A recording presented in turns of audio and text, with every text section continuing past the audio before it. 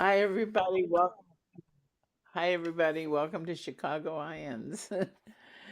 It's Saturday, March 8th, 2025, and we're ready to go again. We're going to take just a brief moment for a short meditation that we usually do at the beginning, just to uh, connect us all and energetically and get things flowing. So if you have things on your lap or whatever, you might want to get yourself in a comfortable position and allow your eyes to gently close and uh, go where you go when you go for just a few minutes.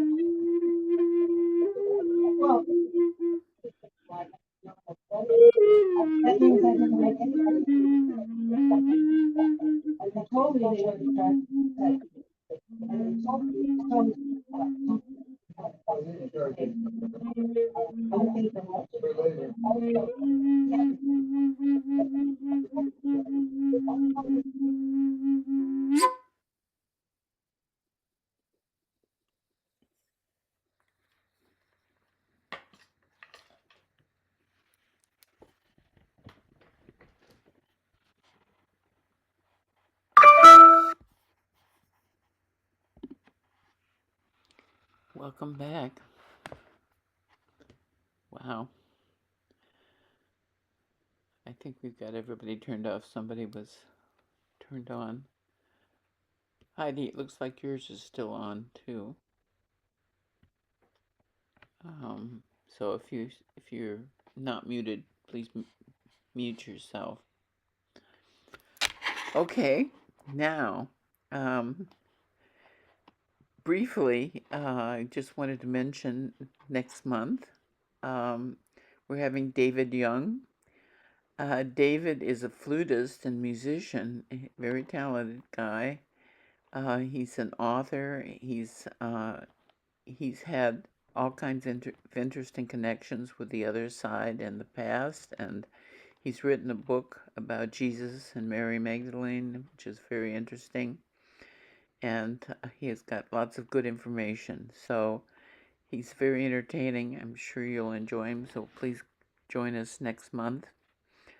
Don't forget that we have over 100 videos online accessible through our website is the easiest way to do that. And I should mention also that the IANDS National Conference is going to be in Chicago this year at the Hilton out by the airport, by O'Hare Airport. The last time it was in Chicago was 2004, and Chicago IANDS really did a lion's share of the work and everything, but we are not very involved in it this year for various reasons. We had a lot. The National has had some difficulties off and on over the years, and they're beginning to settle out, and things are hopefully shaping up and will be getting better. So hopefully it will be a good conference, and we will be in the background, but you should know it's there. And I wanted to just say briefly, we're so thrilled to have Denise back with us today. Denise spoke for us, I think it was September, wasn't it? In the fall, in any case, and for whatever reason, it didn't get recorded. So we decided to have her back so we can have her represented in our archives. And she also has a lot more to offer, so she could probably handle the next 6 months without any problem at all. But at any rate, we are thrilled to have her back, and I'm going to turn it over to her. If you have questions, write them in the chat box. And Denise, are you going to look at those, or do you want me to do it? I can't hear you. You're muted. I tend to not look at the chat. I get distracted. So if you're willing to look at them, I would be honored. Okay. You want to focus on the questions like in the last half hour or so? Sure, sure, Okay. that's what I could do. Or So, periodically throughout. We'll see how it goes. okay, if there's something very pressing, I'll bring it to your attention. Mm. Okay. So it's all yours, Denise. Welcome back. I'm so thrilled to see you, and so Oh glad my you're here. gosh. Well, first of all, that flute meditation was stunning. I could feel my heart just opening wider and wider. It was so wonderful. Thank you so much for that. What a perfect addition to a beautiful spring day here in Northern California. I just loved it. And Thank you. the other thing I want to say is Diane called a couple days ago just to, confirm I was going to be here. And as she was talking, I looked out the window, and we're kind of on the side of a mountain, so we have a kind of expansive view. And these crows began to kind of swirl out the window. And I thought, well, that's kind of cool. Now, I'm Native American on my mother's side, so I think it's in my blood to look for signs. So I'm thinking, well, crows, for me, crows are those that are willing to like look into the darkness to see the inner truth. I love crows. But as I was watching, two of the crows, they started to do crow love. And I'm like, oh my gosh, that's so cool. Springtime crow love. And then a second pair started to do crow love, and then a third pair. I'm like, and I have this idea that if something appears in threes, it's a sign to pay attention to. And I'm thinking, well, what is, love? And it's the balancing of the yin, the yang, the male, the female, the light, the dark. And there they were out the window as I was talking to Diane. I said, Diane, this is a sign. And it's a really great sign for our gathering today. So I couldn't help but share that. So anyway, I am going today talk about the near-death experience I had. And then I'm going to share some of the perceptions of life that really dramatically changed for me as a result of that. And I don't have one of these long, amazing near-death stories. It's very short, but even though it was short, it had a powerful impact on me. So I guess I'll start by sharing what happened, and then just start to tell you some of the perceptions that occurred to me out of that experience. And this happened when I was 17 years old, and I had been babysitting and saving all my money because I really, really wanted a little motorbike. I wanted some way, I was 17, I could get a driver's license. And so I saved my money, and finally I was able to buy a Honda 50. Now, a Honda 50 is basically like a motorized bicycle. It's little, but I was so excited. And it was August, and I just loved to go for rides. And we lived in Ohio in the countryside. It was a farming community, very small farming community. And I'm out, and the corn is high and the sky is blue. And I was like, oh, this is the life. I felt so free. But what I didn't know was I was being followed by someone in a car. And it was someone I didn't know and I hadn't done anything to. And on a very isolated part of this country road, he hit the gas and he came up right behind me and he kind of swiped me. I mean, it was hard enough that it left some of his paint on my motorbike. That's how hard he hit me. And I flew off the bike. I skidded across the gravel onto the side of the road. And it was pretty obvious he'd hit me on purpose. And I'm like, what happened? Like, I wasn't doing anything wrong, and this guy hit me. And he actually hit me hard enough that my spleen shattered. That's how hard he hit me. And I laid there and I watched the car coming back. I watched him turn around. I thought, well, he's coming back to help me. And as he pulled up alongside of me, the window came down and I saw he had a gun. And this was a farming community. It wasn't like, south side of Chicago or, East LA. It was a farming community, and he's holding a gun. And it's just, if you've been in those dramatic situations, everything seems to go really slow. And plus, I'd just been hit pretty hard, so I was probably dazed. And suddenly there was this loud explosion, and it had shot me. And I'm still conscious, I'm still aware, and I hear, as I'm laying on the side of the road, I hear the door open and close, and I hear his footsteps on the gravel. And I hear him cocking the gun again. This was all sound. I didn't see. I was just looking at the gravel. And then I hear the sound of a zipper going down. And I turned my head and I looked up at him. And, probably it was because I was half dazed, or maybe I had one foot on the other side at that point. I don't know. But the thing that happened next saved my life. It turns out this was a serial killer, and he'd killed a number of women. I was the only person to survive. And what happened next, I believe, is what saved me, is I just looked at him. And I wasn't angry in that moment, and I wasn't scared. And for some crazy reason, all I had was compassion. I could feel the depth of his inner angst, his sadness, his just the deep challenges within his life. And I just felt compassion. And I believe he felt that compassion because his arm, which had the gun that was aimed at me, had started to shake. And then whoa, what was that? I, I So thought I turned everything off, but anyway, I don't know where that you came did, from. but I didn't. I'm going to do that now. But because Yeah, sometimes I right at forget that to do point where I'm going to get shot. It was, oh my God. But it was like this balloon, and all the air went out, and his arm dropped, and he turned around, and he got back in his car and drove away, and he left me there. I was found by someone driving by. They contacted the ambulance, and I was taken to the hospital. And in the hospital during surgery, there was a point where the doctors said I died.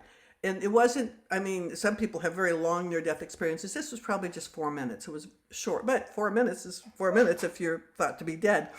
Um, but I remember what happened. And someone who was in the waiting room said that the doctor came out and said that I died. And I find that hard to believe because I don't think until it was really official they would have done that. But she said, no, Denise. But it's a tiny little hospital in a tiny little, farming community too. Said, no, she's died. But what happened was, and I know this is not a stranger to anyone here, but it was strange for me because my parents were scientists, and even though we lived in a farming community, they were chemists and they were food chemists, and they were not religious at all. They thought religion was a crutch. They said if you can't prove it scientifically, it's not real, and they were very adamant. They were atheists, and they were very adamant about their belief. And, I wanted to be a scientist, so I thought, well, religion, that's a crutch. That's just superstition. I believed as they believed. So what happened next was shocking to me because I remember I was laying there and in so much pain, and all of a sudden the pain dropped away and everything got dark and quiet because it'd been so loud. With when I got to the hospital, people had been shouting, she's been shot, and there was all this noise. And it was like being inside of a soft, enveloping womb or a beautiful, soft black bubble. It was just so soft and quiet and serene. And then suddenly, as if everything burst, there was this incredible light. Now people say, oh, Denise, you were in the tunnel. And that light, that burst of light, that was coming out of the tunnel. So it didn't seem like a tunnel. It just seemed like this soft hug of darkness. But the light was so brilliant. Again, I'm speaking to the converted. I know that you probably had a very similar experience, but the light was so shimmering and bright and sparkling, and it was everywhere. There was nowhere that was not light. And there was this beautiful, beautiful music. And here's what was strange to me, but it wasn't strange, it was so natural, is the music and the light were not separate. Now here we have sound and we have, I don't know, light, but they're separate. But there they were merged together, undulating and ebbing and flowing, this beautiful light and music that were one. And crazily, but it didn't seem crazy at the time, it seemed normal, I was the light. I was the music. And there was no end to the universe. There was no boundaries for the universe. It was everything and everywhere was in that moment. And I was everywhere and everything. And it was so natural and normal. I thought, well, this was the reality. It was like remembering, if you get, maybe imagine someone who was taken from their home as a young child and lived in a country so far away, and then at one point they went back home, and all of a sudden all the memories of their home, the wonderful memories of their home, just kind of exploded. That's what happened. It's like, oh my gosh, I'm home. And the other thing, and again, it's hard to talk about because I can hardly relate to it now, but there was no time. And I remember trying to think about time. Here we have past, present, future. We have this timeline. I couldn't conceive of a timeline. And I tried. Like now I can't imagine all time at once. It's like as hard to imagine all time at once, really, as it was there trying to imagine time. But everything was present. There was nothing that was not there. Every person, every being, every planet, every star, everything was there, and we were one. We were not separated from each other. And this make it made total sense there. It was like natural. And here I think, well, how could we have really been one? You know, we it sounds like we're all elbow to elbow, but there was this sense of being not being separate from anything or anyone. And again, I was home. While I was there, I saw a river, and it was a river of light. And I intuitively knew that if I could get across that river, I would leave my body and I'd be home. And I'm like, yeah, I get to go home. And it's interesting to me thinking back about that river. On my Cherokee side, my grandparents were good friends of a Cherokee actor called Will Rogers. And Will Rogers and my grandfather had a funeral pact. And they said, they agreed, and they'd written this out. They said, the first one of us who dies will wait for the other one on the other side of the river. And they also agreed to have a 6 white horse funeral in the fairground. They had very specific. Well, Will Rogers died first. And I remember in my family talking about he was going to be waiting with a horse because my family was involved in horses and rodeo, and they were ranchers. That Will Rogers would be waiting for my grandfather with a horse on the other side of the river. So I imagine that's where this idea of the river came from. And I walked into the river and I could feel it was warm and sparkling, and it was kind of separating on either side of my body. And as I continued to walk, I was so happy because I was going home. And suddenly I felt like I had gotten roped. Now, on the Cherokee side of my family, my cousins and my uncles were really good ropers. They needed it for when they were running the cattle. And my cousins used to practice roping on me. They said, "Now you be the cow, Denise, and you run, and we're going to rope you." So I was used to that feeling of getting roped. And I felt like I was getting dragged back out of the river. And I felt like I was fighting and screaming. I don't know how I could have been because I was one with everything, but I was really resisting. And I was aware of a voice saying, "It's not your time, Denise. There's some things you need to do." And I'm like, "Oh yeah, no, it's my time." No, it's not. And I got yanked back pretty dramatically into my body. Over the years, there have been glimpses of a lot of other things that happened, but none of them have been as real. They're just glimpses, as what I'm telling you now, of what I remembered immediately. Now, the body I got yanked back into was really damaged. The doctor said it was a miracle I lived. I lost my spleen, as I mentioned. I lost a kidney. I lost an adrenal gland. I lost part of my large intestine, part of my stomach, part of my small intestine. I had a 6-inch tube put in to replace part of the aorta. I, to this day, have a hole through my spine because the bullet went through a part of the spine, so they could see it on the x-ray. That's a bullet hole. I lost a good part of one lung, and I was told I would never have children. And so with all that damage, the doctor said to my parents, "Well, somehow she lived, but don't expect her to live very long because the damage is so extreme." But then, a few days passed, a few days, and they said, "Well, it's amazing that she's still alive, but just know she'll have a short life and she'll be handicapped for whatever amount of life she has." But I continued to heal pretty quickly. I think I was out of the hospital in 10 days, which was amazing. But something began to occur. I remember I'd lay in the hospital bed and I would hear this beautiful music. And someone had come in to visit, and I'd say, "Oh my gosh, I love that music. Does someone have a radio on?" There's no radio and there's no music, Denise. But I could hear it. And I remember a nurse came in and asked me if I wanted to go outside in a wheelchair, and she would wheel me out to the hospital lawn. I said, yeah, that'd be great. So she wheels me out to the hospital lawn, and I begin to hear this humming and toning. And I look at the grass, and I can tell that the sound is coming from the grasses. And there's a little sapling tree, and the wind moves the leaves, and it sounds like this crystalline sound. And everything had light around it. Every blade of grass had this shimmering light, and this tiny sapling tree. I'll never forget that tree.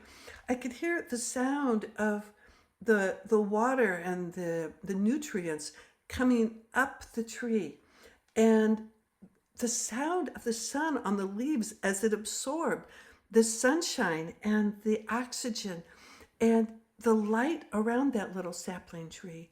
And as I looked around, I saw light around the nurse. I saw there were some people in the distance. I saw lights around them. And I began to see the world in a whole new way. I tried to tell people about this, and they said, well, it's the drugs. They gave you drugs. And I was like, okay. But as I got better and better, that ability to hear this beautiful music and sounds, especially from nature, and to see light just begin to increase. It was hard for me in those first few months because I couldn't handle any kind of people being painful to each other. And I remember someone would turn on the news, and I couldn't watch the news. I felt so raw and so vulnerable.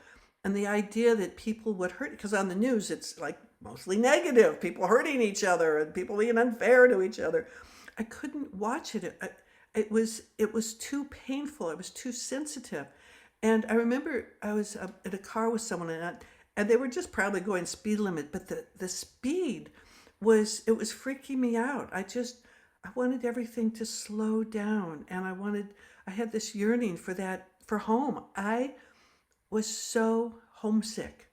It was this ache inside of me, ache for that kind of love. Oh, I didn't even tell you the thing that was infused, and this was the most important thing about being there, with the infinite light, the infinite music, the no time, everybody is one. Infused in all of that was this incredible love, like nothing that I've experienced here in this physical form can even begin to compare with that love, because here we're separate. I love you, you love me, we love each other, but there's this separation. There was no separation. There was only love. And people say, oh, well, God, and God's loving. But then there's a sense of separation from God. If God is love, God was everywhere. There was no defining of God, no defining of love, no parameters on love, no rules about love. It simply was everywhere and everything. And I was so homesick, really, really homesick. Diane was talking to someone before everyone came on here, and she asked, and it was someone who'd gone through a pretty traumatic near-death experience, and she said, well, how did it change you? And after you asked her that, Diane, I started to think about how I was changed. And honestly, I would like to say I became a better person. I became more noble. I probably did activate a healing event later in life. I became a pretty revered healer. Sometimes I was booked to a year, up to 3 years in advance, because I was pretty good. So it probably activated that. But the big thing that it activated for me was a shift of perception about the nature of life, the nature of the world. And that's kind of what I wanted to talk about, those beliefs that I never, ever would have adopted except for this experience. Now, I told you that my parents were scientists, and I wanted to be a scientist. I wanted to be a marine biologist. And my brother, who I'm still very, very close with, he is a professor of astrophysics. And when I talk about anything about spirit or God or angels, he just rolls his eyes. he literally will walk away because he thinks it's superstition. Well, that's the way we were trained. My other brother got involved in computers, totally doesn't believe in anything spiritual. And my sister, she became a marine biologist and she became a scientist. And again, there was not a sense of this is it. This is the end of life as we know it. So there's every reason to believe I would have adopted those beliefs and I would have become a scientist. But one of the things, I guess, that changed for me is this understanding. And I've got 1, 2, 3, 4, 5, 6, but I have so much time here. I'm going to share it all. And if someone has a question, just jump in. Go, feel free to interrupt me. One of the things that changed for me was understanding that no one is ever truly dead. And that was mind blowing to me. Like, really? I mean, their body's gone, but their spirit goes on. And I remember I was my father was in the hospital and he was dying of cancer. And I started talking to him about death because he knew, I knew, everyone knew he's going to die. And he said, Denise, so I said, what do you think is going to happen? And he goes, well, it's just blackness. It's the end. There's nothing. And I had this near-death experience. So I'm like, no, it's not going to be the end. He goes, oh, yeah, it is. And I said, no, there is life beyond this life. When your body's gone, you will still exist. He goes, nope. And so we went back and forth. And finally he gave up and he goes, okay, if the Mormons are right and they're wrong, I will put an M in the sky. I guess M for Mormons. And I guess when he was in college, he had dated someone who was Mormon and she was always having to go at him about God. And they did not work out. But I could tell that was one of their ongoing discussions. So he said, if the Mormons are right, I'll put an M in the sky. And I said, you got a deal. So it was a couple weeks after he died. I hadn't told anyone about this. And I do seminar retreats. So, and I had a whole van full of people I was driving and I was driving them we were going on some kind of experience on my retreat. And as we're driving along, this is near Ellensburg in Washington State, if anyone knows where that is, someone in the back of the van says, hey, Denise, there's an M in the sky. And then I could hear all the people in the back of the van goes, there's an M in the sky. And I'm like, oh my God. And I hadn't told anyone about this M in the sky. They said, pull over. And the reason it was so extraordinary is it was totally blue sky and there was a perfect M. So everyone piles out of the van and my daughter's name is Meadow. And they're like, well, maybe it's M for Meadow. And everyone's trying to figure out what the M means and what it stands for. And I'm like, yeah, damn straight. He knows I'm right. Like he put that M in the sky. So it was one of many, many examples in my life of life goes on. And I'll tell you another one. I've had some very revered Native teachers in my life. I've had an avocation of spending time in Native cultures around the world to understand more about the relationship to the land, to understand more about their idea that everything has consciousness. Because one of the things that began to grow within me was this understanding that everything, and I mean everything, has consciousness. Everything has a voice. And this is something that Native people know very well. So one of my teachers named Dancing Feather was Tiwa, a Pueblo Indian who lived in the Taos Pueblo. The people have been living in those same structures. Well, they fix them up for 500 years. So the residual energy is profound there. And I was living in Seattle and I got a call one day and very broken English because the native language was his first language. He told me who he was, and he told me, and he was old, he said, I have been trying to find someone. I have much that I've learned in my life, and I want to pass it on.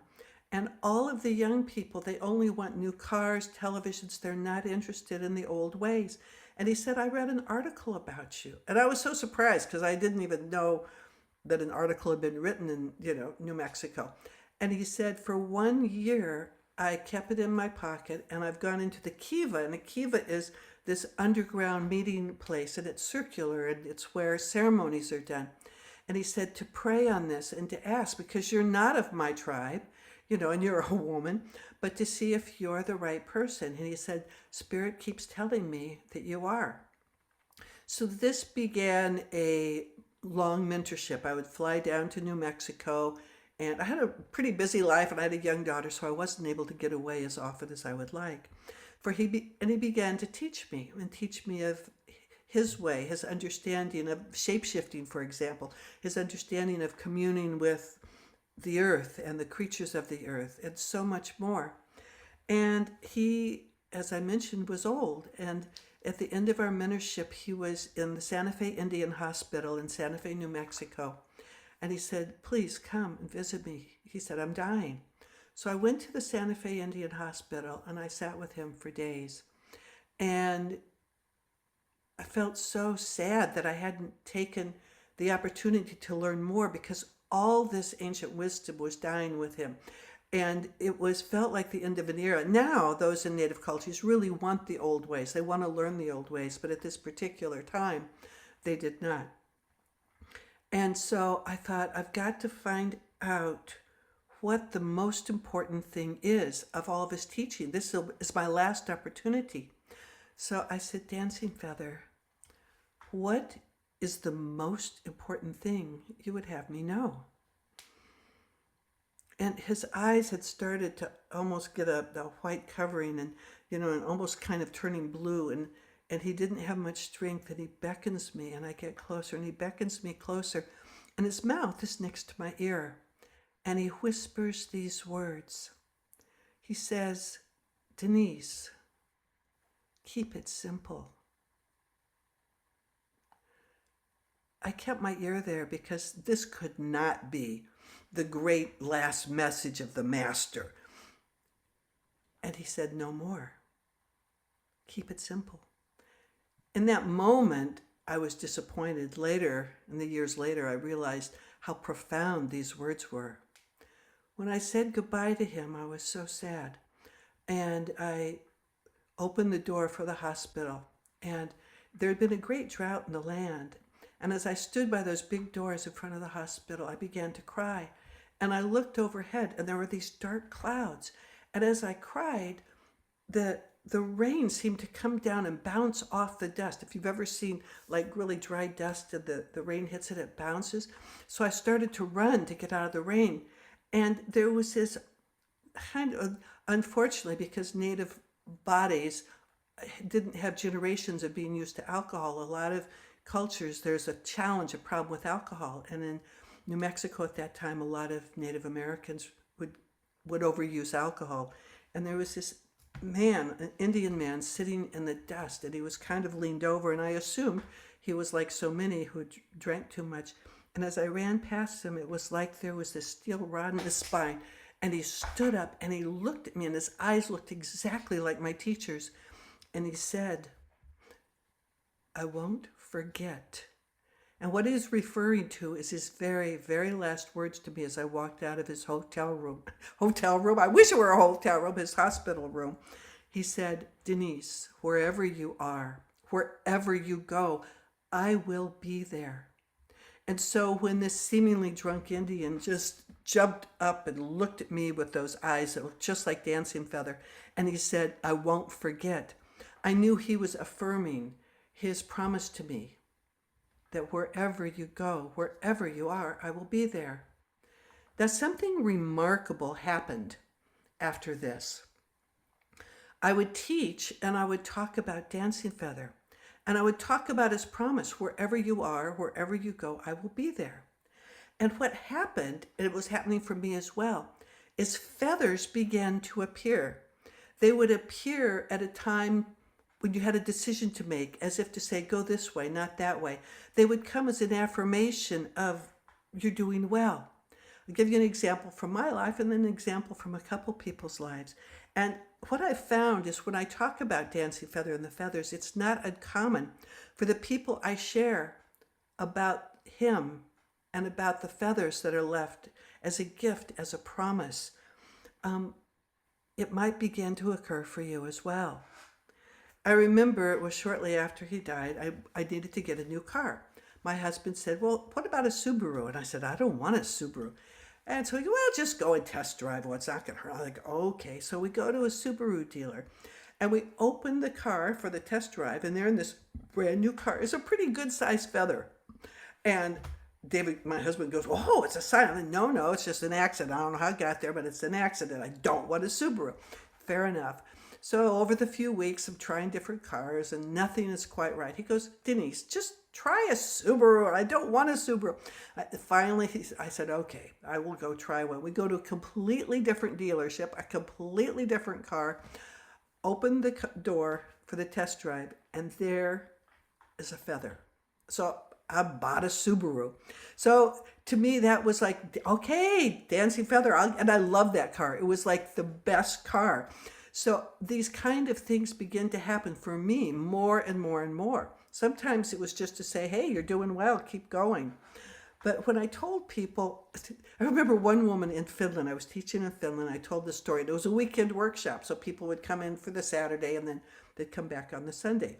And I talked about dancing feather and how some people might start to find these feathers. And the feathers were messages from spirit. They were messages from dancing feather. There was a woman, she lived alone. I think her name was Rita, with two eyes maybe. And she went home and took her coat off, put it, as she told me, put it in the closet. And the next morning she goes to put her coat on and she can't get her arm through the sleeve. And she pushes through, and in the sleeve was a feather. And it was a good sized feather. She brought it. She goes, "Denise, I live alone. I put the coat in there. Nobody, I had my door locked. Nobody got in to put a feather there." And it changed her because it was this affirmation that there is life after death. Another woman told me that she had three kids, she was a single mom, and she was in this deep, deep depression. And she'd come to the point where she thought, "My kids would be so much better off without me." She'd convinced herself that What did life I would be just better. do? What? Oh, did someone have a question? Oh, okay. um, so she had convinced herself that her kids would be better off without her, and she had a plan that she was going to kill herself. She was so sure they would be better off without her. And if you've ever been depressed, and I know I've had some pretty serious depressions, it can feel like that when you're in the midst of a depression. It can feel like what the things you're depressed about are real. So on the day, she thought, "I'm going to do it today," and she'd figured out who's going to take care of the kids when she's gone. She had a whole plan. And in the early morning, there was a knock on the door, and she thought, "Well, that's kind of strange." And so she went to open the door, and there was no one there. And she looked to the left and she looked to the right. There was no one there. And then she looked down, and there were three feathers perfectly aligned. And she'd remembered me talking about feathers. And she thought, "This is dancing feather." And she took that as a sign that, "You know what? I'm not going to kill myself. This is a sign." And she wrote to me later. These are the days when people wrote letters rather than email. And she said, "I am so profoundly grateful for those three feathers." She goes, and she'd come out of the depression, and she said, "I'm so glad I'm here for my kids." But the feathers made the difference over and over again. Amazing stories about feathers. So do not be surprised if you start to have feathers appear. And sometimes sometimes it can be the tiniest little feather, like just an itsy bitsy teeny one. But stop. When you see that feather, stop and listen, because maybe there's a message associated with it. Usually the message is, "Hey, we're here for you. Hey, you are so loved. Hey, keep going." But sometimes, like me in the Subaru, sometimes it will point you in a direction. So that was one thing that I began to believe, that life goes on.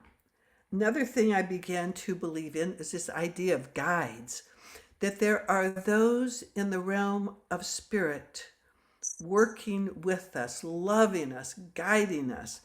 Yeah. And I was in Melbourne, and they say, we in the States, we say Melbourne, but when you're in Australia, you say Melbourne. I was in Melbourne in Australia, and I was teaching about guides, and I was teaching women's workshops at that point. And I thought, I haven't done a guide process for myself for a while. So I sat in my hotel room on the rug, and kind of cross-legged, and I'm sitting there and I'm visualizing a door. And I'm telling myself that in my visualization, the door is going to open and I'm going to see my guide. Now, I assume my guide would be some very ephemeral female, because I was teaching women's courses, kind of beautiful and soft and kind and loving. That was what I imagined my guide was going to look like.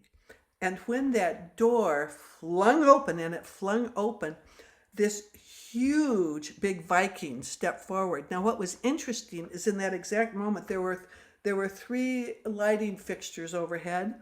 In that exact moment, all three of them exploded, and there was glass everywhere. And it freaked me out. I'm like, oh my God. And then I thought, is this like a coincidence? But it wasn't, because he came through with this powerful, strong energy. And he's my guide to this day. It wasn't what I expected. And often that's an affirmation if you begin to work to connect with your guide. It often, he or she, or it isn't what you expect. But and it was interesting when I was with the Zulu. I was with Credo Mutwa, who um, is the spiritual head of all Zulu. He's a Sangoma Sanusi, which is like a, a spiritual healer, but also the spiritual head of all the Zulus. So, and I was sitting with him in his hut in Bophuthatswana, which is north of South Africa, and he's got his animal skins on, his bones on, and when I spent a number of days with him, and then he's talking to me, and he says, "Well, you know you have a Viking for a guide, don't you?" And I go, "Yeah, I do." And he goes, "He's your ancestor." And I'm thinking, well, he's Viking. How can he be my ancestor?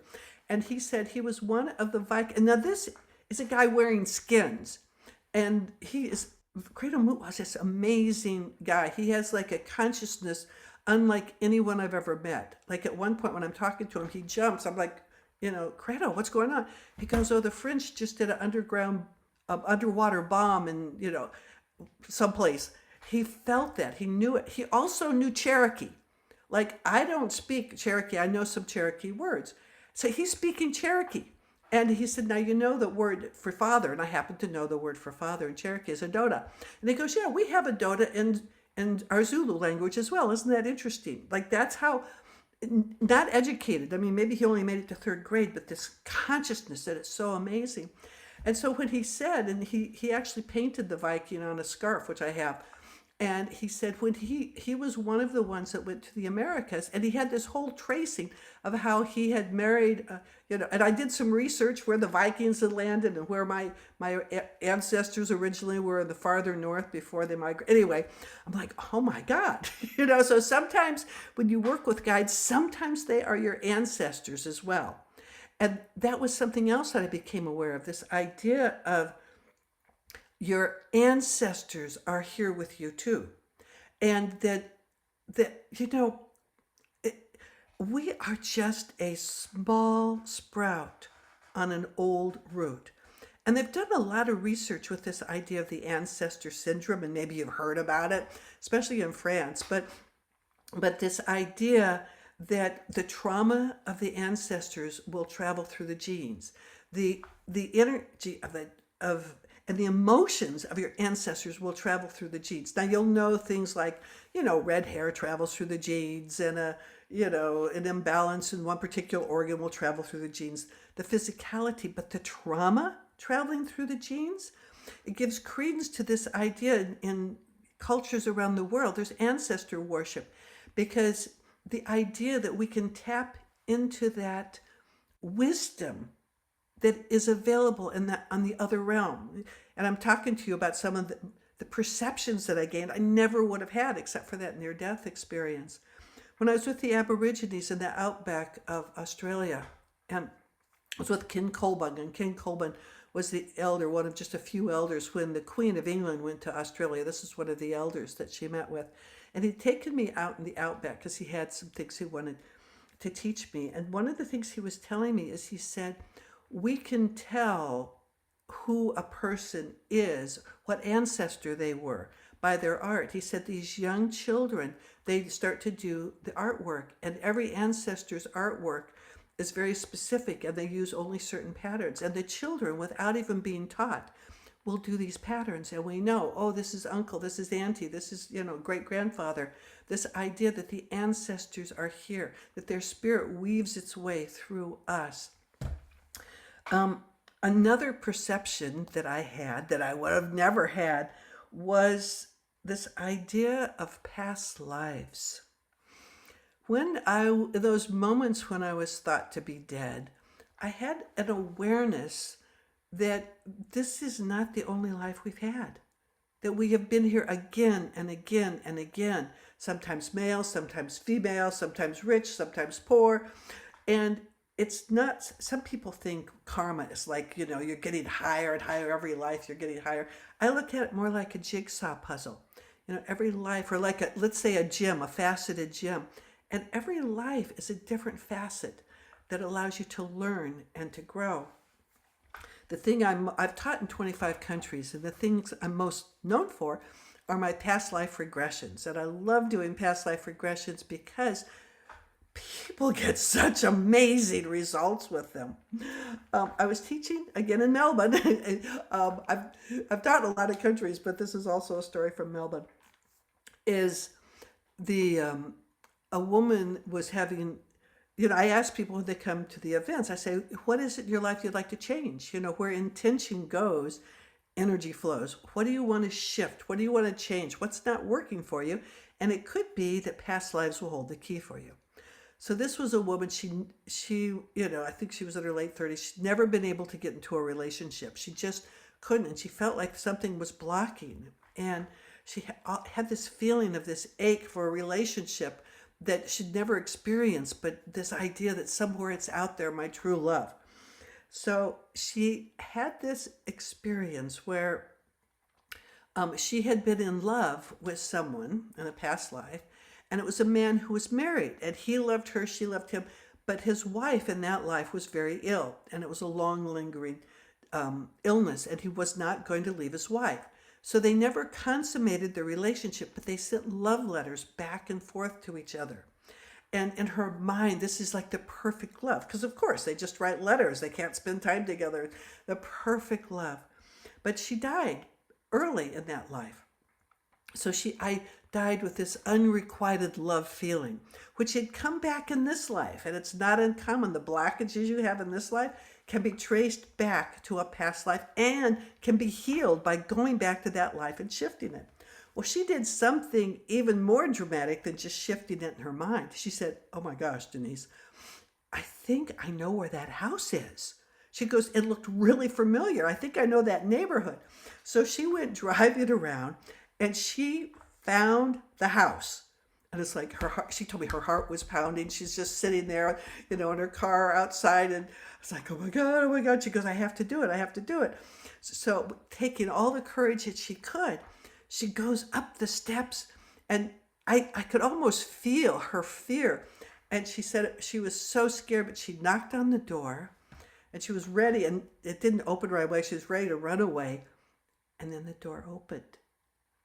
And it was him, but much, much older. She said, I couldn't help it. The story just fell out of me. It just flew out of me.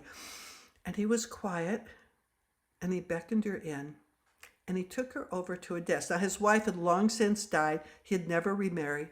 He said, I want to show you something. He opened the drawer, and there was a false bottom. He opened the false bottom, and in the false bottom were all of her letters. She was blown away. He was no longer with his wife. He was single. I mean, never mind that he's really old, she's really young. She said, Denise, we tried to make a go of it. And this was my love. And she said a couple of things. She said, one, he was pretty old, but she said, I realized it was just my idea. He was an ideal that actually it was not a good match. It would never have been a good match.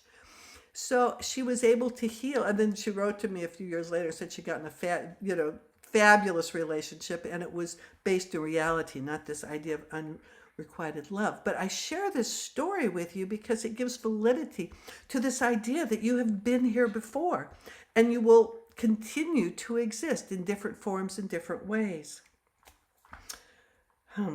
I had one, I was teaching in London, and two people came up to me. And it was such a profound healing because in this, I tell people that it's not an accident where you sit. And these are seminars usually between 300 and 3,000 people. So they're fairly good sized seminars.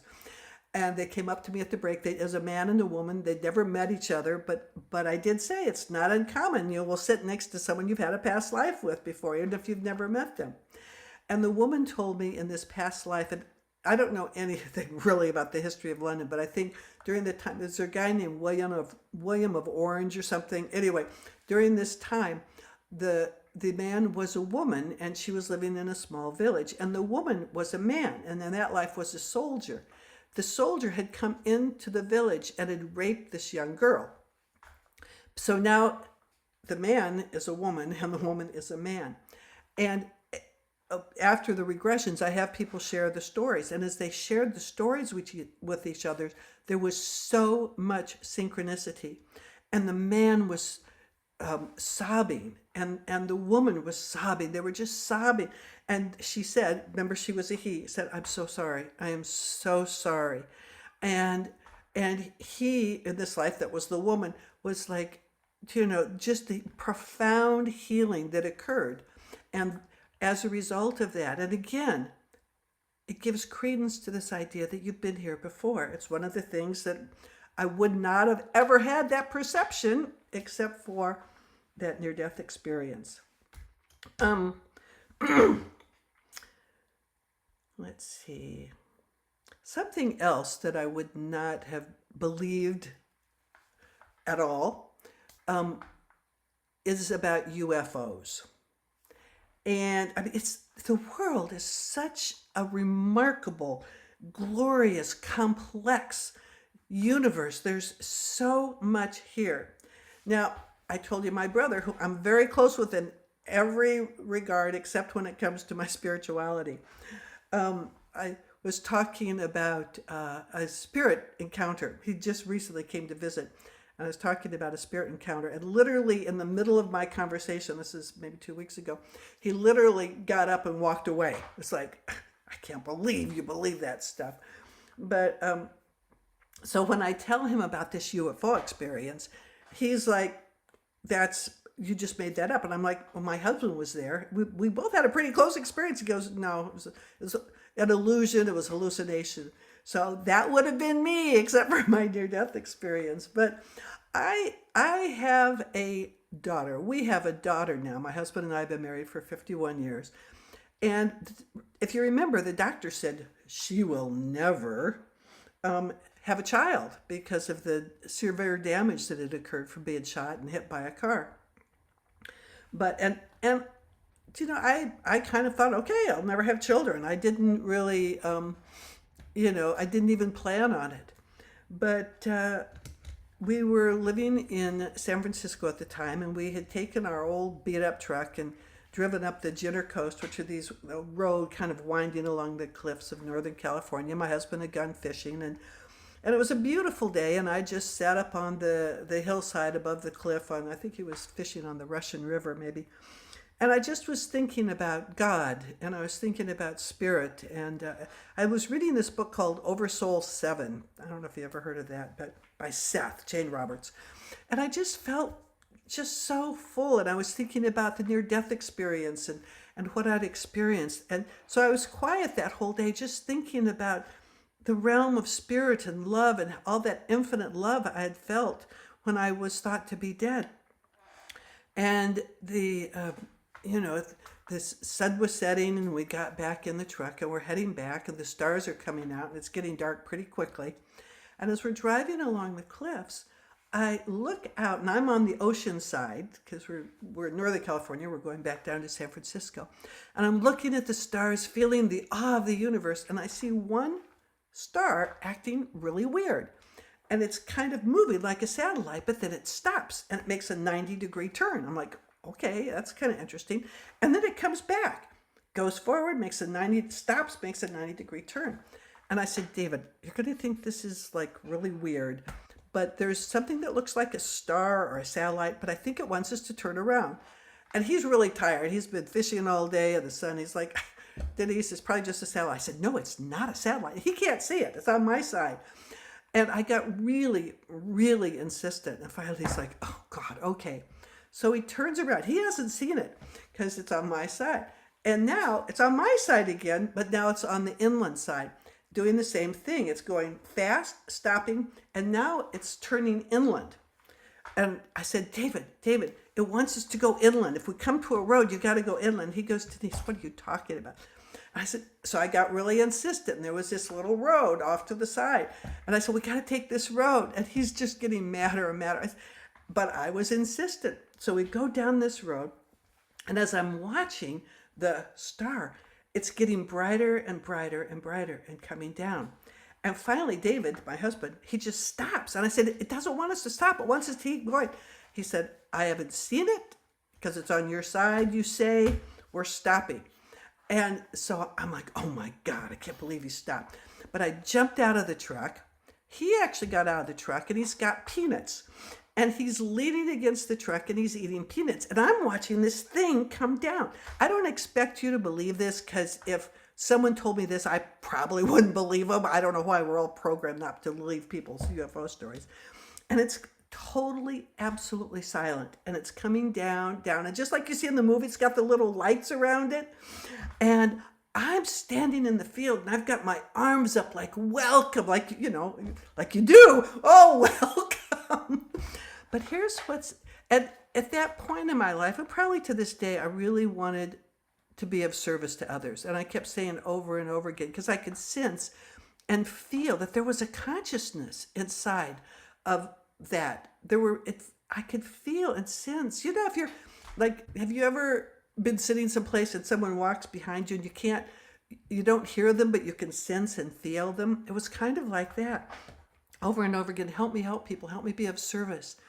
And it was like this tendril of energy came and I could feel it enter into me. And then I looked back at my husband because this is a holy moment and he's eating peanuts. Like, come on, this is a holy experience. What are you doing? It's like, it turns out he was pretty scared, but we don't talk about that because, he's a big burly guy, but he pulls on his beard when he's nervous and he's pulling on his beard. But, and it was coming down and it was just kind of over the trees. It was really far down, completely silent, just hovering. And then we heard the sound of a small plane. And the plane, you know how they have a red light and a green light? Well, as soon as we heard the sound of the plane, all the lights went off on this UFO. We call it UFO because it was unidentified. And it put out one green light and one red light, and it just started floating away. And I said, David, it wants us to go on. He goes, we're not going on. We're getting out of here. We're getting the hell out of here. No, it wants us to go on. But anyway, he was the driver. So he didn't come back and we left in a hurry. And we got in this huge, it was probably the worst argument we've ever been in. It was this huge argument. And we had makeup sex the next morning. And I knew probably within an hour I was pregnant. But because and a doctor said if you ever get pregnant, you have to get an abortion because the pregnancy will kill you. But because we'd had that UFO experience, I thought, I am meant to keep this baby. And I did. But I was so scared of what doctors would tell me. They would say, well, you have to get rid of this baby. I didn't see a doctor and I couldn't get a midwife because I was a medical risk for 8.5 months. I said, David, I push, you pull. People have been doing this for thousands of years. And then someone came to me at 8.5 months. So that's really not very nice to do to your husband. I was never even thinking about him, But then we found a hippie doctor, and we have a daughter and 2 grandkids. But I tell you that because I would not, if I hadn't have had that near-death experience, I would have thought it was a weird acting satellite and left it at that. But because of that near-death experience, it opened this veil between this realm and other realms that allowed me to sense and see and be aware of the vastness of the universe, the glory of the universe. And I'd just be interested, maybe this is something we can talk about later in our time together, if anyone else here has had UFO experiences. I would imagine that they're more common to people that have had near-death experiences. This is an interesting synchronicity, Denise. I'm going to interrupt here. Yeah, let's hear it. I received a call from a gentleman a couple of weeks ago, an Indian man who is on this.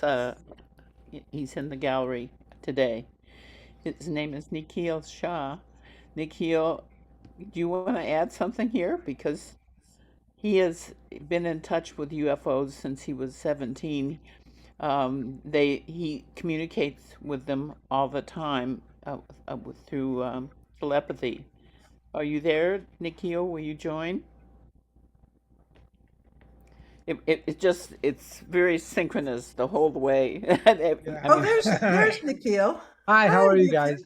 Very good. I'm fine, fine.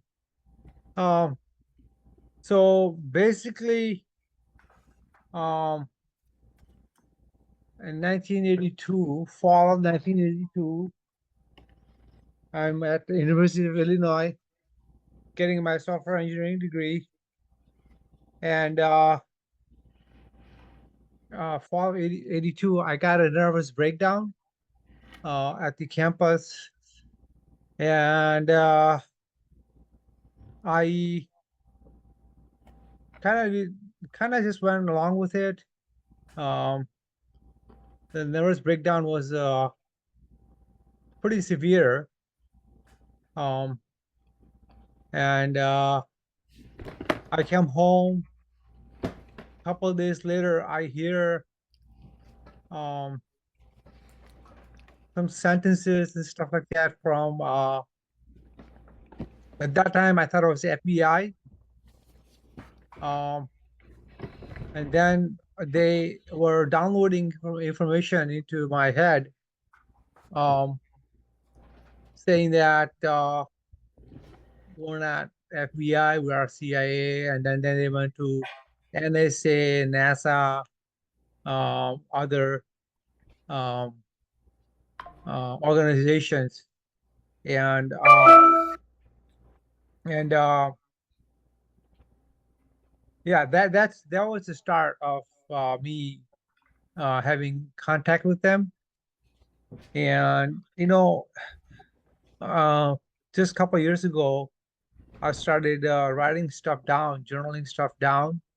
Um, what they wanted to do with me was they wanted to get um, cures for human beings on Earth.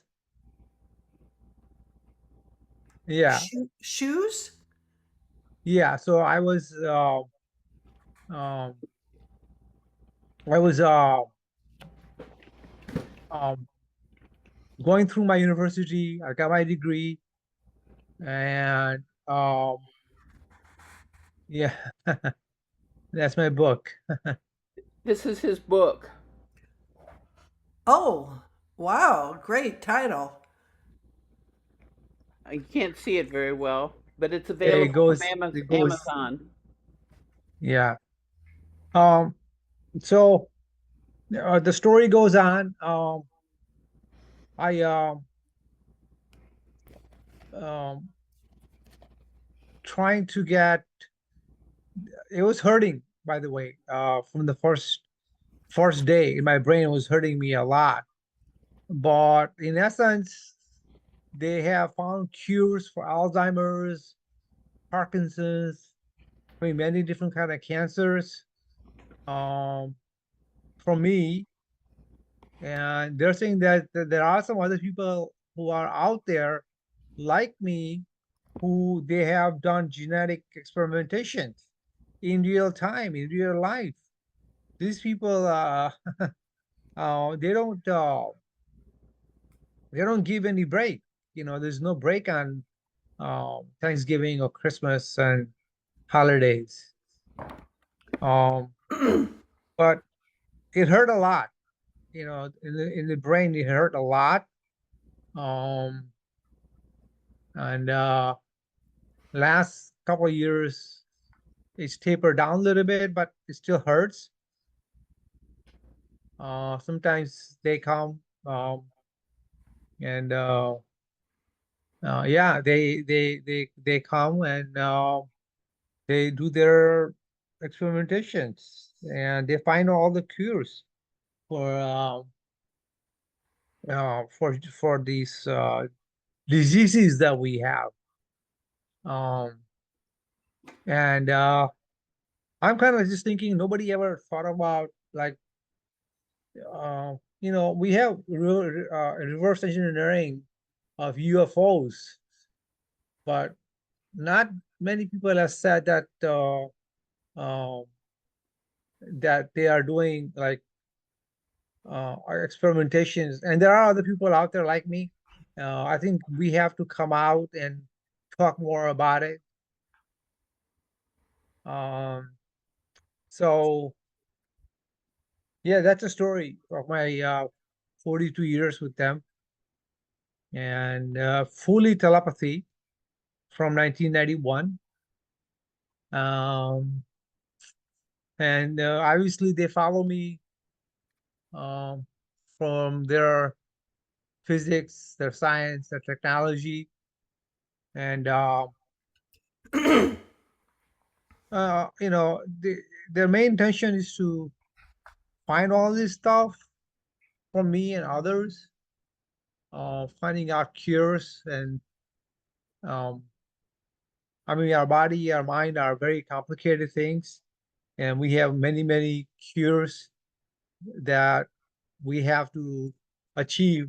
Um, but they uh, they were using like their instrument. One thing I want to say about abduction is people get abducted. They're taken up on a ship and they're done experimentation in the ship. For me, I'm abducted, but I'm not taken to the ship. I'm abducted in my house. They can see me underground. I'm abducted in my house. I had probably 60, 70 episodes of a needle shoved into my brain, going in the skull in the middle. That hurts. And then sometimes I have had feelings like ball bearings are um, put in a blender, and something like that happens in the brain. That's happened many times. Um, my body, my mind getting swollen up, you know. So that's a little bit of my background. Thank I you, would appreciate Nikhil. somebody's questions. If anybody has questions, I would appreciate. Thank you for bringing me up, Doc Flute, right? I'm Diane. Diane. Thank you, Diane. Yeah, Um, you're welcome. It just seemed so synchronous because he called me. I've been into I know I've had many past lives in India, and over the last month or so, I've had three physical therapists who are Indian. I've been taking my grandson every week to Indian restaurants, and all these connections. And my last physical therapist was from Gujarat. oh He's yeah, a, he's a Patel, and Patel. Yeah. as he walked out the door, the phone rang, and it's Nikhil on the phone talking to me about IANDS, and he is also a Gujarat Shah, Right. I am and from Gujarat and I'm Shah. Right. so Right. I mean everything was just all kind of fitting together. And when you started talking, this was like 2 weeks ago when he called me, and I did research on him. I ran across his book on Amazon and got it. I just started reading it, and um, you have more than one book, Nikhil? No, one, I'm still writing down stuff Are you still as we writing go down stuff? on. A lot of stuff that I've gone through, like traumatic incidents. And I think actually, that I think this uh information is very important, and that this is a really good way to touch it in a way for the average human being. The people that are here at this meeting, right. you are talking to somebody who's actually experienced that, and Yeah. and I think it's really important. you might want to pick up his book. And I can't, I haven't read enough to give an Okay. assessment, but Yeah. It's just by when my somebody, history in the book, by how I was raised in India, how I was raised in Gujarat, how I speak Gujarati. Um, we came here 50 years ago, my two brothers and a sister. Um, my younger brother is a doctor, my older brother is an IT specialist, my sister is a pharmacist, I'm a software engineer. And we came and I personally didn't mean I asked the permission from them to come. They just came. And uh the experimentations are very, very painful for days and months and years and decades. uh-huh, And you know, you I must have mean, volunteered for this. well, that's the thing, Dan. They came and they're saying that we exist, uh, that they exist and if I were to talk to somebody, I don't know, Dr. Stephen Greer, I'm hoping that there's somebody out there like me, maybe from Gujarat, India, or India itself, or from this country or other country, who have similar stories, and we can get together. That's what I'm trying to do in Chicago, Diane. I reached out to you that in Yeah. Chicago, I want to find out some people who I can reach out and um, uh, put more wordings and more book or more written down stuff. Thank you. Yeah, we need to go on, and I don't want to take too much of Denise's time, but I think that this is something for the future, Nikhil. You and I will be in touch, and perhaps we can put together a program that will. I'm getting a lot of questions from people as we're speaking, who are more interested in the research and so on and so forth. So I think there's a lot to be discussed in the future. But I think sorry to interrupt you, Denise. But I think it was, I mean, it was very synchronous. It was just calling to me. So I'm going to thank you, Nikhil, for Sure. adding to the program, and we'll hope to do some more of it in the future. And I'll go back to you, Denise. Thank you. Well, I am definitely going to look up that book on Amazon. And this discussion actually made me think of something else called real time tap it. Or is it lap it or tap it? Oh, IAP/IT. It's Oh, IAP. Oh, I thought it was okay. Real time IAP IAP. slash Okay. All right. Okay. Perfect. Got IT. it. That one of the things that to me seems a sign that you are getting close to that dimension that we call heaven or the place that you go to when you have a near death experience is synchronicity. And the closer I am to that dimension, the more synchronicity occurs for me. Yeah. And so to me it's a sign. It's like, oh, I'm close there. I'm getting 1 foot there and 1 foot here because you do not have to die to get there. And Right. that was a big revelation for me because I thought, well, like I wanted to get back there, but I didn't want to die to get there. And I heard about Zen Buddhism, and I heard when you get enlightened with Zen Buddhism, you're one with all things. It's beyond time, and so I thought, I'm don't want to die to get back. I mean, there were times when I thought maybe I'll just die to get back there, and I spent 2.5 years in a Zen Buddhist monastery trying to get enlightened, trying to get back there, and it just never happened. It was not, it was a great time in my life. Sometimes I'd sit 16 hours a day just facing a wall, but there was something profound about that stillness of being so still. But then I began to, after I was out of the Zendo, to realize that I needed just to watch the signs. Like if I would think of someone and they'd call, or I'd need something and it would appear, to me, that was saying, you're going the right direction. Synchronicity for me is a way it's like an acknowledgement from the universe. You're going the right way because of that kind of synchronicity.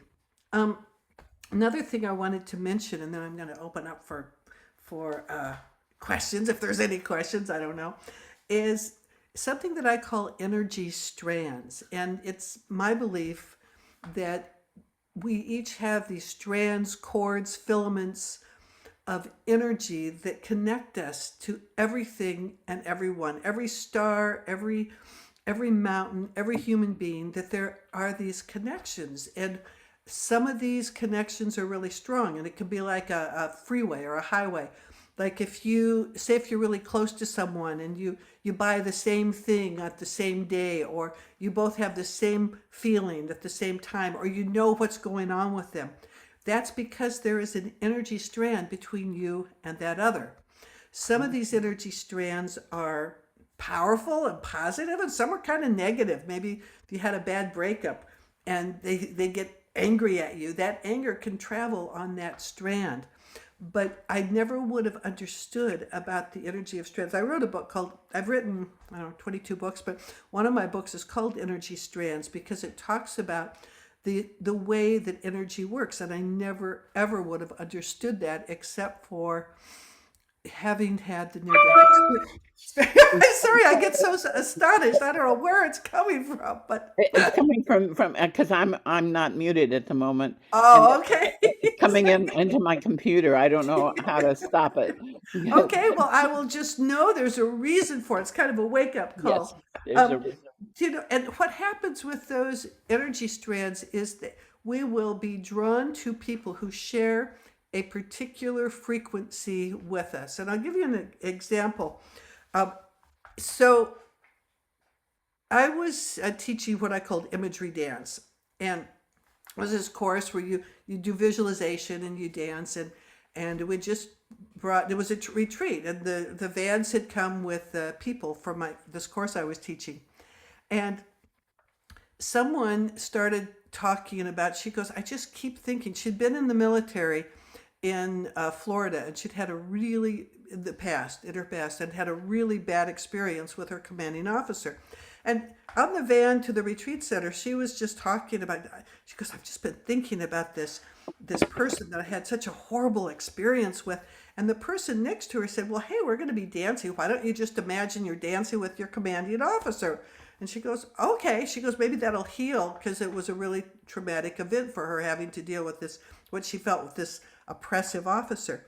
So you get to the retreat, and I'm having people dancing, and she looks, and they're waiting to start, it's kind of free flow dancing. We weren't like dancing with, like romantic dancing, just dancing. There is at the very same event. Now, this event was in California, and they had been, make a long story short, it was her commanding officer had shown up at the same event, and there they were dancing, and they were able to heal that relationship because they talked, and it was a week-long retreat.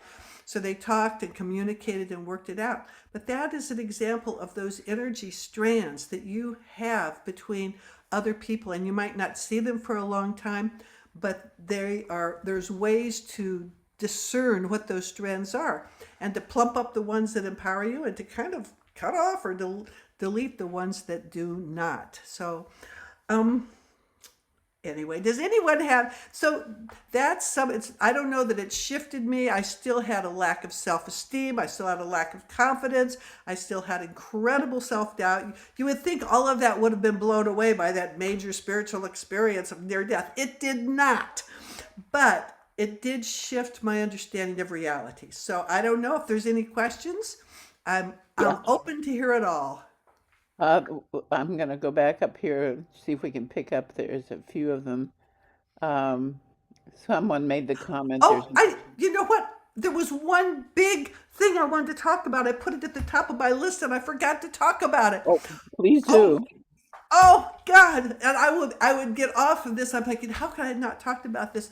Probably the most valuable thing, oh my God, talked about energy strands and didn't talk about this, was a connection to angels. Oh my God.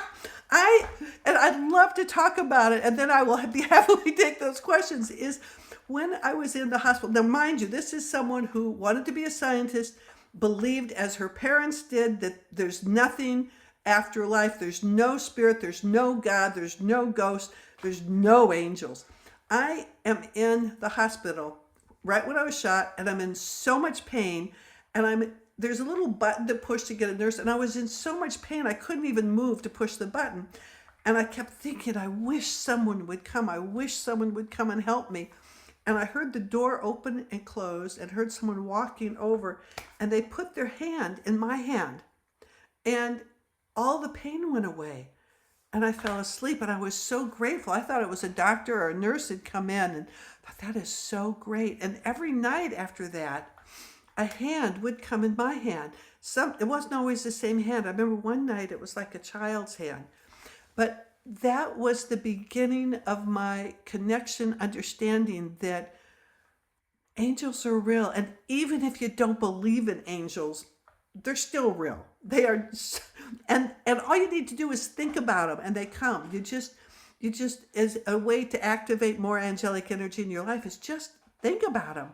And I had so many angel experiences in my life. I remember, but I said after I was shot, it wasn't like, yeah, everything was like coming up roses. It wasn't. I'd had some trauma in my childhood and getting shot and the things that happened after that. It was pretty rough.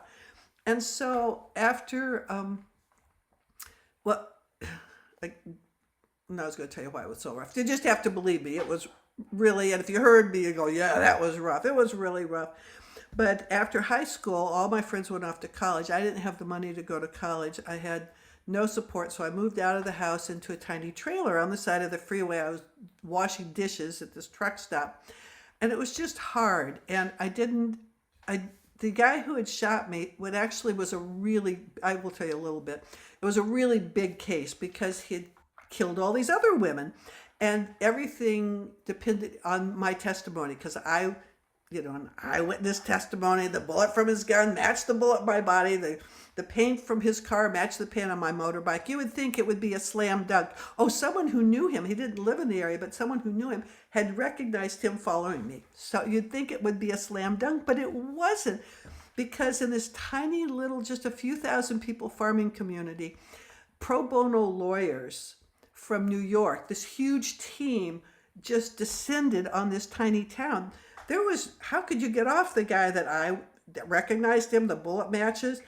But their defense, there's this idea that the way to get someone off is make the victim seem not believable.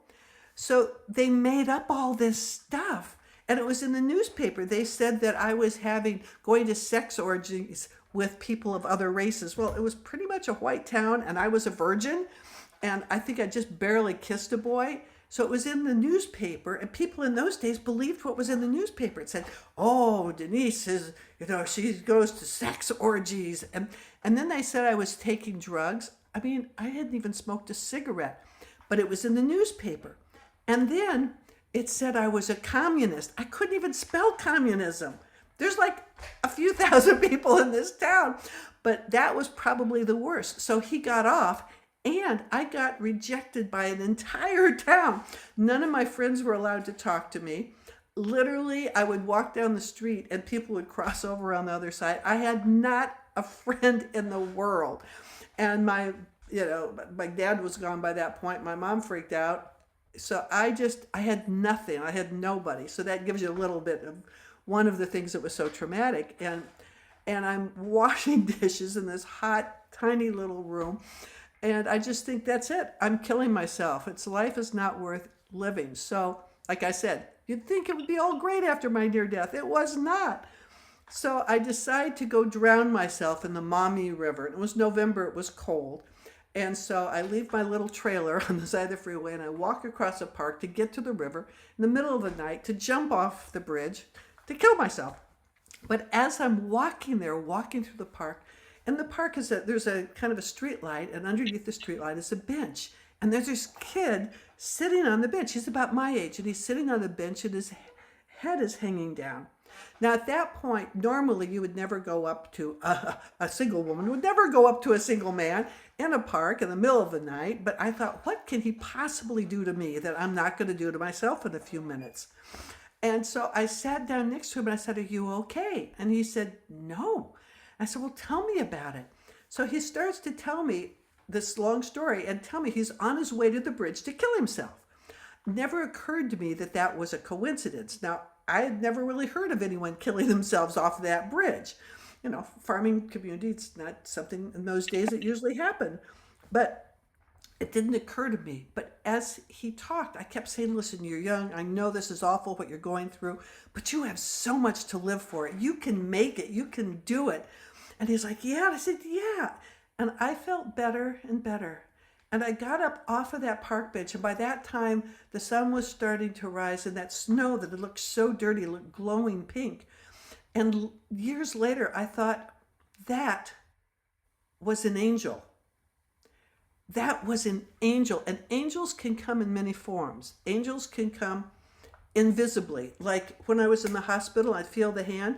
I opened my eyes and I would look, and I couldn't see anything, but I could feel the fingers and the top and the fingernails. I could feel it, but couldn't see it. They come invisibly. They also can come in a form that you can relate to. Hence, this young man. I was, another time there was a physical form angel. I'm pretty sure this was an angel. I was in London and I was on my way to Random House kind of to pitch them my book. And I couldn't get a cab. And I was freaking out. It was a little overcast as it gets in London. And I had given myself lots of time, but I'd waited and waited and waited. And there was no cab. And I'm thinking, oh my God, I'm going to be late for the meeting. I'll be late. I'll never get the book deal. That's it. That's the end of my career. I can go from 0 to 100 really quickly. That's the end of my career as a writer. And finally, I see my cab and I'm like, oh, it's my cab. And I'm so glad because now I'm going to make the meeting. I'm going to get the book deal. It's all laid out for me. And before it gets to me, a man kind of comes out of nowhere and gets my cab. Like, that's my cab. And I was just angry and upset. And then I thought, wait a minute, Denise, you know the power of celebrating the success of others. And I do believe there is so much power in celebrating the success of others. I'm like, okay, I celebrate your success because I don't know why you need that cab, why you need my cab, but I celebrate your success. And they had stopped at a light that was just right there. And so by the time the light had changed, I'm like, you know what? I celebrate your success. And people who live in London say what happened next never happens. The cab pulls up next to me, the door opens, and the man says, hey, do you want to ride? And I'm like, yeah. And I got in his cab. I told him where I was going, which was all the way across town. So we get there, and and in my mind, I'm thinking, oh my God, well, he's got a suit on. He looks very well dressed, but he doesn't have money. He needs me to pay for his cab. So I'd worked up this whole story. So we get to Random House, and I go to pay him, and he goes, no. He goes, this is my joy to offer this to you. And then when he told the guy where he's going the exact opposite direction. And I got out, I made the meeting exactly on time. I got the deal. And like I said, over 20 books later. But I believe that was an angel. And I believe it came out of celebrating the success of others. And my last quick angel story is, I have met numerous angels in physical form. I've met and connected to angels that were invisible, but there's this place in me that always wants to see an angel with wings. And I've met people who said they saw an angel with wings, and I'm like, no, you imagined it in a meditation, right? And they're like, no, Denise, I actually saw. I said, and I'll hold something up, like solid, like this. They go, yep, actually. I'm like, darn. I want to see an angel with wings. And when we were living in Seattle, we lived near a lake called Green Lake. And Green Lake has a path, about 3-mile path around it. And I used to like to walk around that path around the lake. Lots of people did. And so one day I'm walking, I'm kind of in a rhythm, and I'm just kind of affirming to myself, I want to see an angel with wings. I want to see an angel with wings, just as you do. I'm doing that silently. And then a man comes, and there were a lot of roller skaters on this path too. And he's roller skating around me, and he's laughing at this older gentleman. And then he starts roller skating backwards. in front of me, and he's just laughing. And I'm like, what you laughing about? And he goes, hey, there's only three things important in life: love of self, love of others, and love of God. And as if to say, what are you trying to see an angel with wings? That's not important. But I'm like, oh my God, that's an angel, is what I'm thinking. Because how did he even know what I was saying to myself? And he's just laughing. And then he turns around and he just takes off. And in that moment, I have two thoughts. One thought is like, oh, it was an angel. It was an angel. My next thought was like, I still want to see an angel with wings, and I do. But I do know that that's actually not what's really important. What's really important: love of self, love of others, and love of God, the Creator. So, thank you. I would have been very cranky with myself if I. Oh, I got one more angel story. I have so many angel stories. It's one I wrote. It's only because I wrote it down. I'm going to tell you about Maggie, and what I'm thinking is, if I'm talking about feathers, chances are you're going to be seeing some feathers that are going to have messages. If I'm talking about angels, chances are there's an angel around the corner for you, and it's just simply a matter of thinking about it. And I was actually teaching in London a course on angels, and the editor in chief of Elle magazine at that time had come to the course. And at the break, she said, well, do you want to go get some coffee? I said, sure, that'd be great. We went to this tiny little coffee shop. They only had just a couple tables. And we both had gotten our coffee and we are just sitting chatting. And this woman comes in, white hair, beautiful pink suit, beautiful. And she gets herself coffee. Now, this is a little table. I mean, it can barely fit two chairs. And she comes, and there's nobody else in the coffee shop. She comes up to our table and says, may I join you? And it's like, okay, because we're nice. She sits down, very proper looking woman. They would say her hair was coiffed. Coiffed, is that a word? And Yes. she looks at my friend and she says, my darling, you must dissolve yourself. You must dissolve yourself to find who you are. You must dissolve yourself to find what your core is. And we're like, whoa. And she kept going on about dissolving and letting go and finding your core. And then she stands up. She leaves her coffee there. She stands up and she walks out. And my friend, and she leans over. She goes, "Oh my God, Denise, that was an angel." I'm like, yeah, that's an angel. So we get up and we look out the door. Down the sidewalk, nothing. And the sidewalk was empty. We would have seen her. It was like, oh my God, we were like freaking out. So here's what's interesting about that.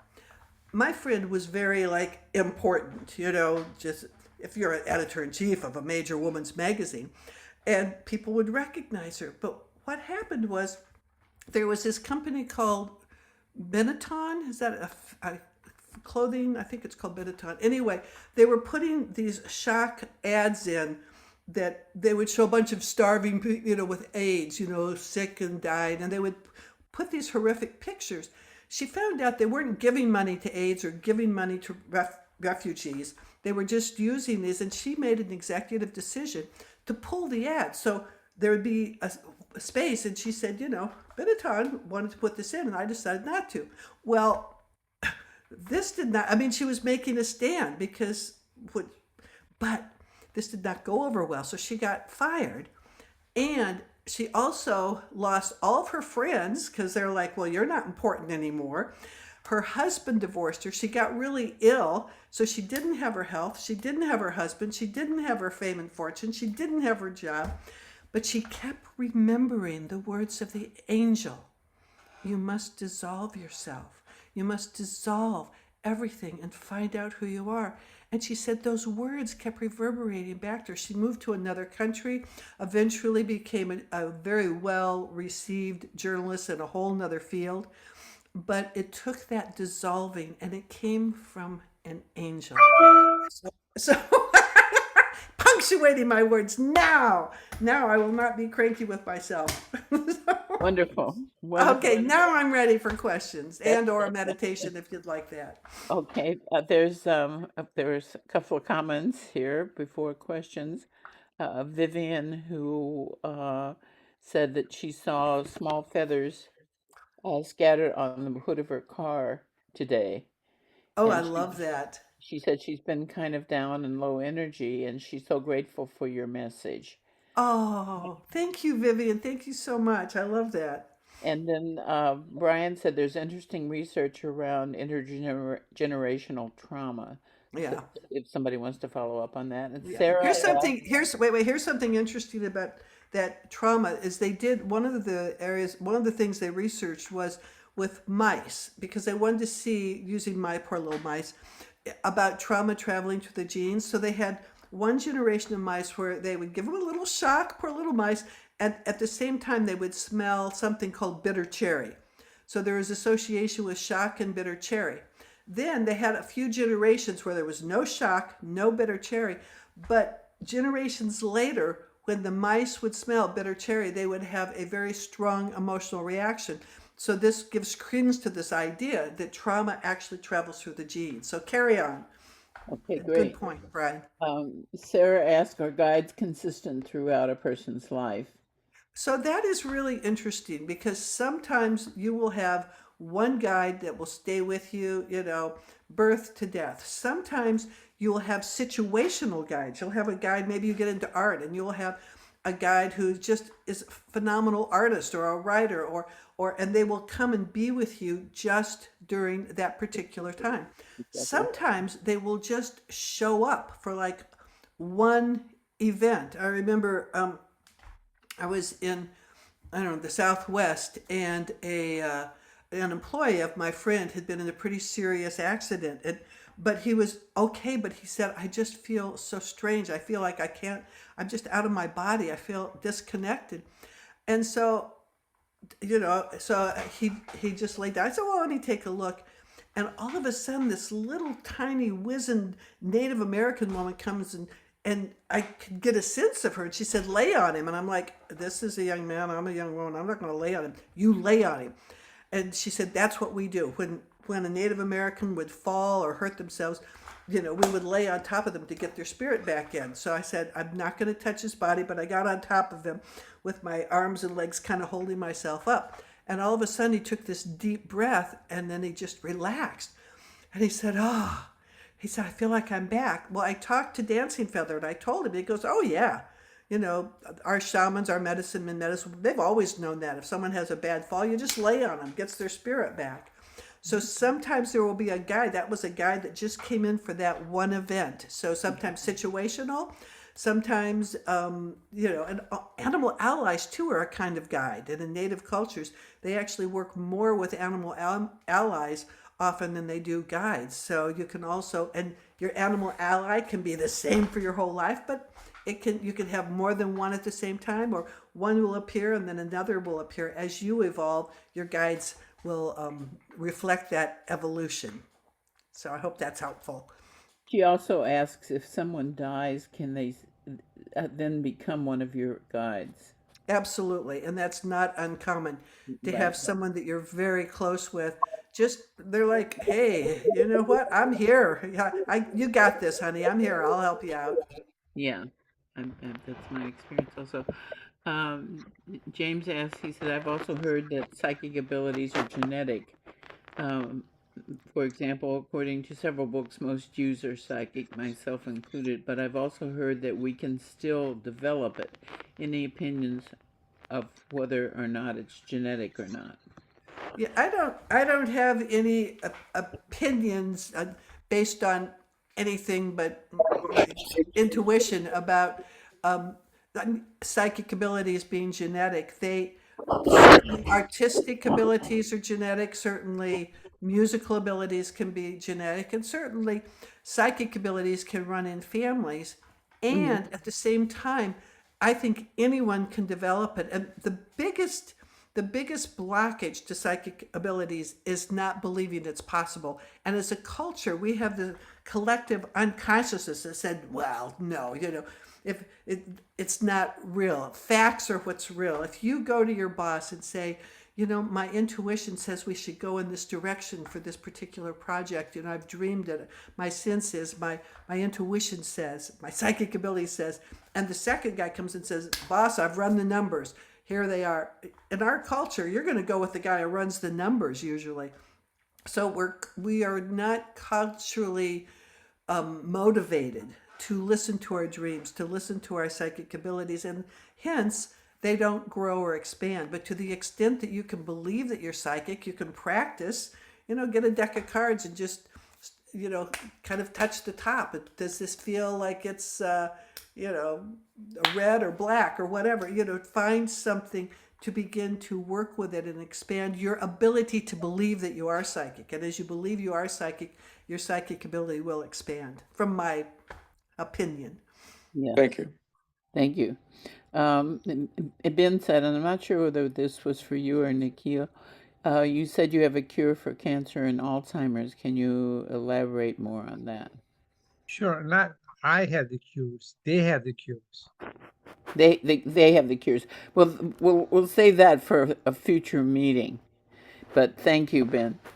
Vivian said yes, she's had some experiences with extraterrestrials also.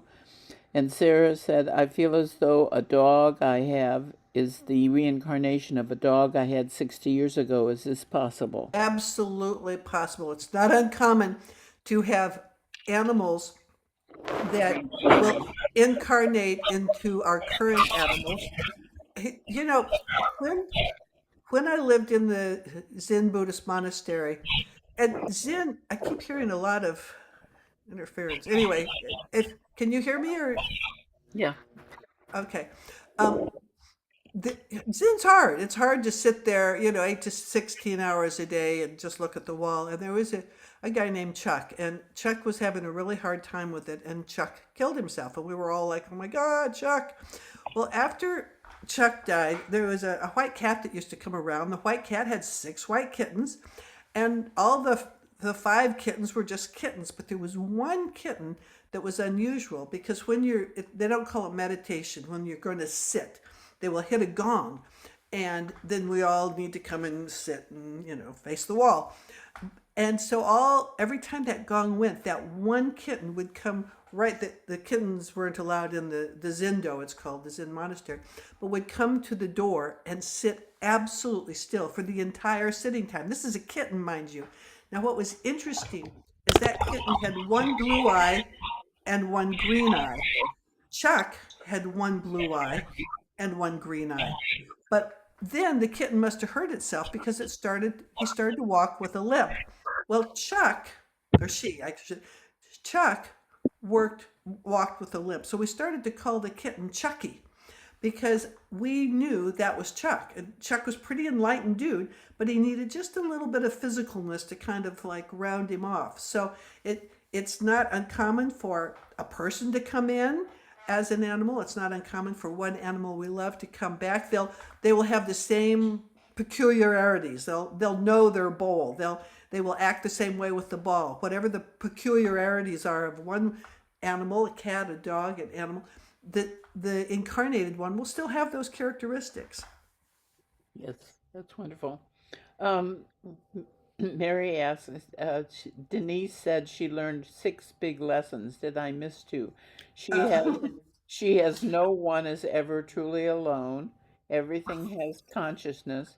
Keep it simple, and we all have energy strands. What are I the am other 2? so sorry. I must have misspoke. I said I have 6. What I meant to say was I have 6 areas that I would not have believed. 6, and that I believe because of having the near-death experience. I believe in angels. I believe that when someone's dead, they can still be around.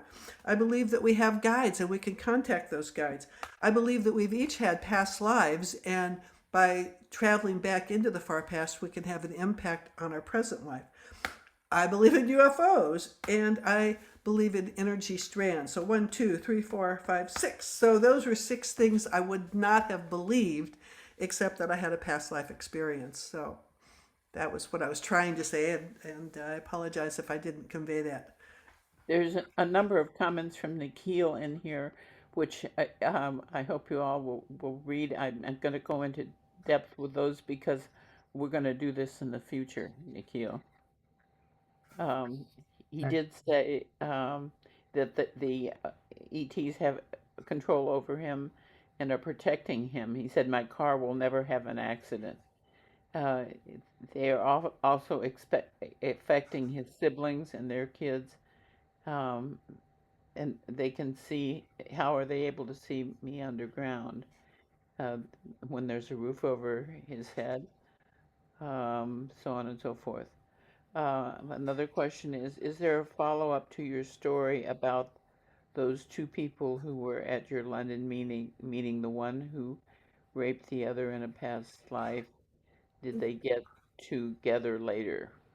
You know, I wish I knew that. That those events were always so large, and I didn't really have do much follow up, but I'd always hear so many amazing stories. So it would be interesting. Sometimes the past life experiences are to clear old karma, and sometimes it's to go forward. Maybe there was some kind of agreement, agreement at that time and an agreement at this time, and they were going to learn and grow through those experiences. So I wish I knew. That would be interesting if they did stay in touch.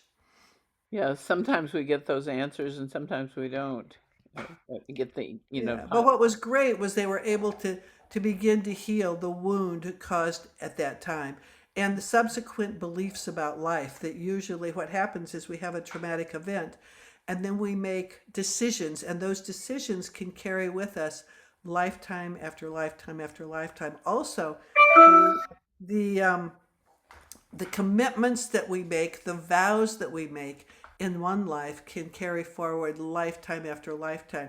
If you took a vow of poverty as a monk or a nun and or a priest, sometimes if you really, really mean it, it will carry forward with you.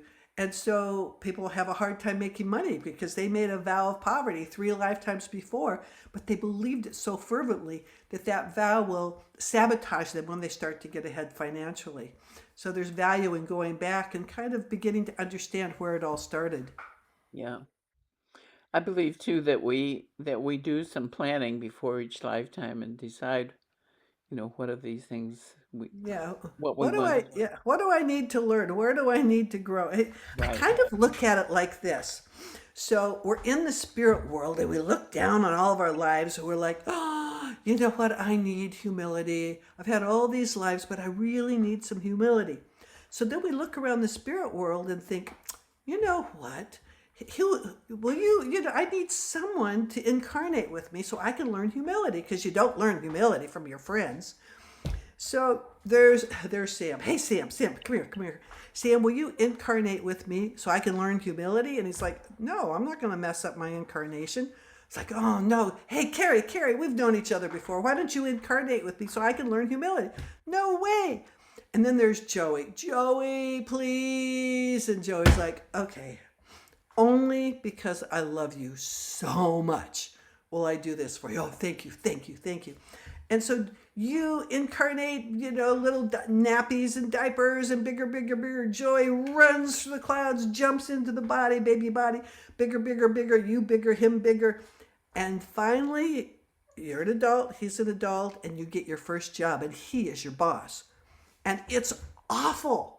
You rant and you rail and you're mad and you're crying, but along the way you learn humility, and you forgot who started it in the first place. You forgot that you asked him to incarnate.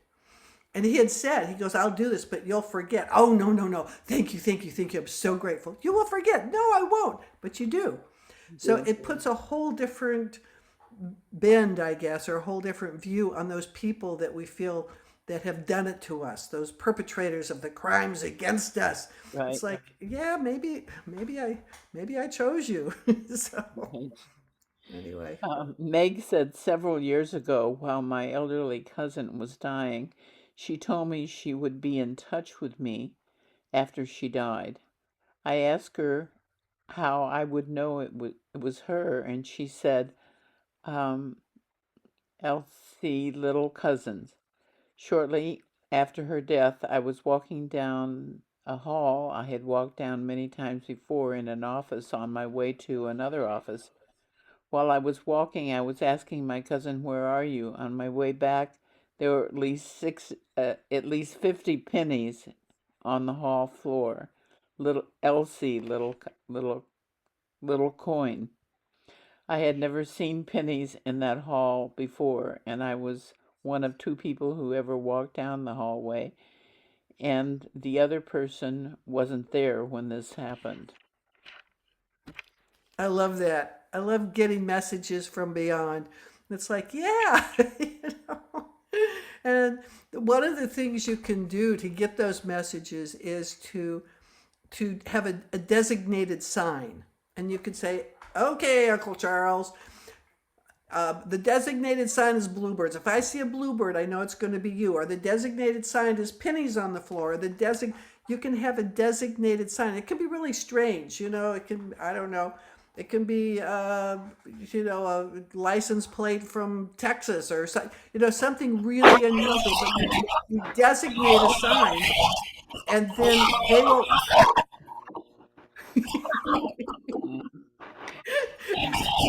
Sounds like a voice from beyond. So you can, and so that's, you know, and I have designated signs from various beings, and I just designate it, and it's like, okay, you know, monarch butterfly, Denise, that's me, I'm here. So, and usually those signs will come in the most unusual of ways. Then said you said angels come in many forms. Do they come as they wish or as a request from our prayers? Uh, I think it can be both. I think if we are open to angels, they're more likely to come. And I think that also the, you know, the powers that be, if we're like, I was in a pretty rough place when I was going to kill myself. So I wasn't like, oh, angels, come and help me. I was just on my way to kill myself. And so I can't help but feel that those on the other side realized they needed some kind of intervention. And the angel that intervened need to be one I could relate to. So Yeah, that was one I could relate to, about my same age going through something similar. right. So that's what I believe. Mary asks, um, could you share with us how you think healing works? You know, I for decades I worked as a healer, and I discovered something about healing. Now I did various kinds of healing. I also did shiatsu and taught shiatsu, namakoshi shiatsu, 660 points. You have to be exactly not even an eighth or 16th of an inch off of them. But what I realized was the most profound healing, the healing where miracles, and there were so many miracles. People who couldn't see, who could see. People who couldn't walk, could walk. People say it's a miracle. But the way that that occurred wasn't with the shiatsu points I did. It was when I would put my fingers, let's say when I was doing shiatsu rather than other kinds of massage, I would put my finger on the point and I would spiral into the person and enter that place where we were not separate from each other, where there was no illness, there was no disease. It was just this vast place of spirit, similar to what I experienced on the other side in the near death. And when I touched that place, I wasn't like healing usually, oh, you got some cancer, we got to heal that. There's a problem.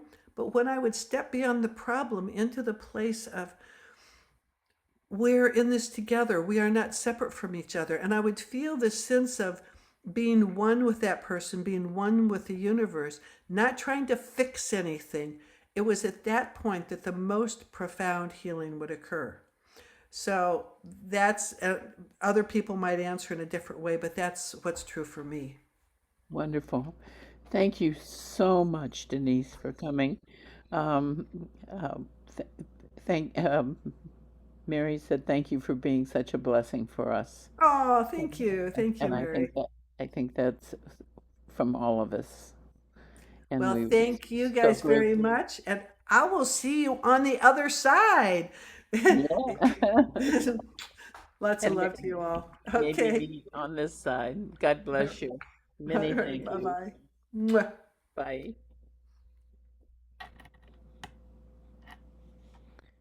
Take good care. Don't forget to donate, people.